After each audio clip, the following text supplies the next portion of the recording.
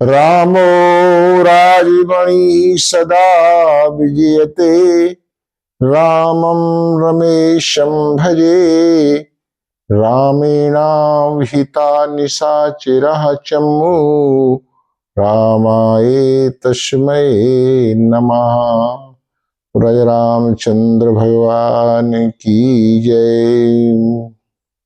सबरी देख राम घर आए, मुनि के बचन समुझ जिए भाई।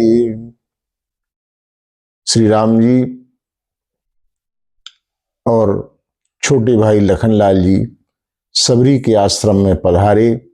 सबरी आवभगत करके और भगवान के द्वारा भक्ति का उपदेश सुनती है। भगवान जो है प्रथम भक्ति के रूप में सत्संग की चर्चा करते हैं और दूसरी भक्ति के रूप में बताते हैं कि भगवान की कथा में किस प्रकार से रुचि होना चाहिए, रति होना चाहिए। कहते हैं वो, प्रथम भगति संतन कर संगा, दूसर रति मम कथा प्रसंगा। और फिर इसी क्रम में तीसरी भक्ति की चर्चा करते हुए राम जी कहते हैं, गुरुपद पंकज सेवा। गुरु के चरणों की सेवा की चर्चा करते हैं। जो वास्तव में गुरु के चरणों की सेवा की ही आदर्श है, सबरी जी उनके लिए बताते हैं कि गुरु के चरणों की सेवा कितनी महत्वपूर्ण है। सेवा का धर्म जो है बहुत कठोर बताया गया है और सबसे उत्तम जो गुरु की सेवा है उसके विषय में महापुरुषों ने कहा है कि आज्ञा समना सुसाहिब सेवा। गुरु की आज्ञा को मानने के समान जो है गुरु की सेवा हो ही नहीं सकती है। कई विद्वान तो ऐसा ही कहते हैं कि आप गुरु को ना मानो लेकिन गुरु की मानो।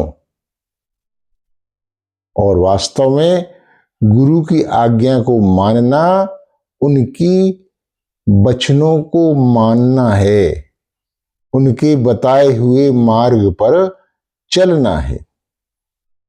और जिसने गुरु की आज्ञा का पालन कर लिया, गुरु के चरणों की सेवा कर ली।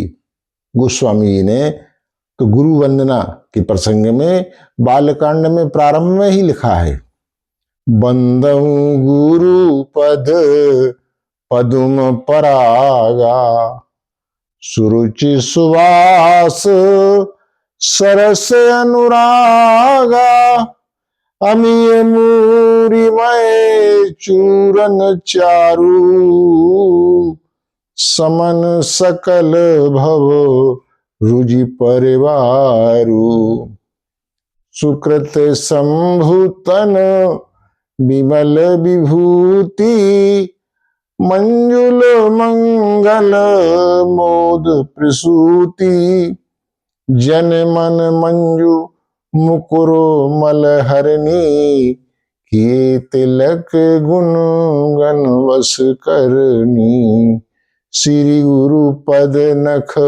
मणिगण ज्योति, सुमिरत देव दृष्टि ही होती, दलन मोह तम सोस प्रकाशु, बड़े भाग और आवै जासु, उगरहि विमल विलोचन ही के, मिटहि दोष दुख भव रजनी के, सूझहि राम चरित मणिमानिक, गुप्त प्रगट जहे जो यही खानिक, जथा सुअंजन अंज द्रग, साधक सिद्ध सुजान, कौतुक देखहि शैल बनो, भूतल भूरी निधान।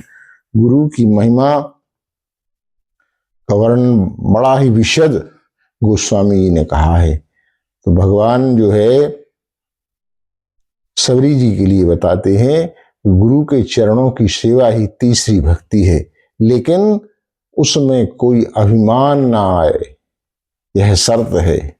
गुरु पद पंकज सेवा, तीसर भगति अमान।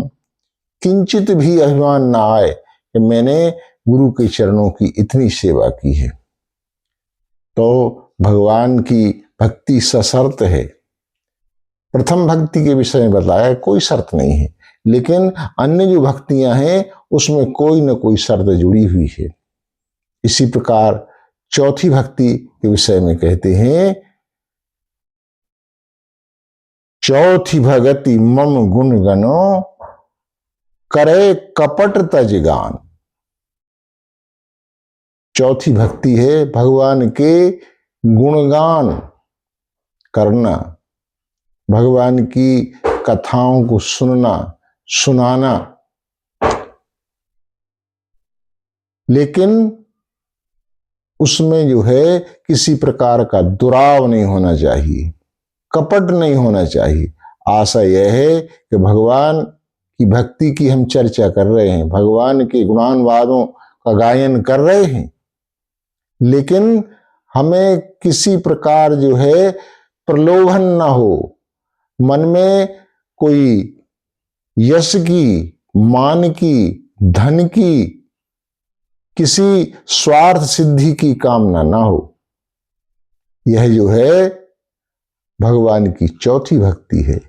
चौथी भगति मम गुण गनो, और शर्त यह है करे कपट तज गान। उस गान करने में किसी प्रकार का कोई स्वार्थ ना हो, कोई छिपाव ना हो, कि हम जो है जो भगवान की चर्चा सुना रहे हैं तो हम किसी प्रकार की अपनी स्वार्थ सिद्धि करना चाहते हैं। इस प्रकार से चौथी भक्ति कही गई है। और पंचमी भक्ति जो भगवान ने कही है कि चौथी भगति मम गुण गणो, करे कपट तज गान। मंत्र जाप मम दृढ़ विश्वासा, पंचम भजन सुवेद प्रकाशा। पांचवी भक्ति बड़ी ही महत्वपूर्ण है। भगवान का भजन करे, भगवान का गुणगान करे, भगवान का नाम ले, लेकिन भगवान के नाम पर हमें विश्वास तो है, लेकिन दृढ़ विश्वास नहीं है कि यह तो अवश्य ही हो करके रहेगा। तो हमारे अंदर जो है विश्वास की कमी है, इसलिए भक्ति में कमी रह जाती है। यदि हम दृढ़ विश्वास मान करके और भगवान का भजन करें तो निस्संदेह जो भी हम कामना करेंगे, जो भी हम इच्छा करेंगे, वह भगवान की कृपा से निश्चित ही पूर्ण होगी। इस प्रकार से पांचवी भक्ति के विषय में कहा है, मंत्र जाप मम दृढ़ विश्वासा, और पंचम भजन सुवेद प्रकाशा। वेद में जो है इसका बड़ा विस्तार से गुणगान किया गया है, चर्चा की गई है। तो मूलतः बात क्या है कि भगवान के भजन में हमें सभी को विश्वास है, लेकिन जहां आवश्यकता होती है, जहां परीक्षण का समय आता है, और वहीं हमारे धैर्य की, हमारे विश्वास की परीक्षा हो जाती है, तो बस उसी समय यदि हमें दृढ़ता बनी रही, भगवान के भजन के प्रति जो है आस्था बनी रही, दृढ़ विश्वास बना रहा, तो कार्य होने में कोई संदेह नहीं है। और अगली भक्ति छठवीं, सातवीं, आठवीं, नौवीं भक्ति की चर्चा हम अगले प्रसंग में करेंगे। बोलो सियावर रामचंद्र की जय, उमापति महादेव की जय।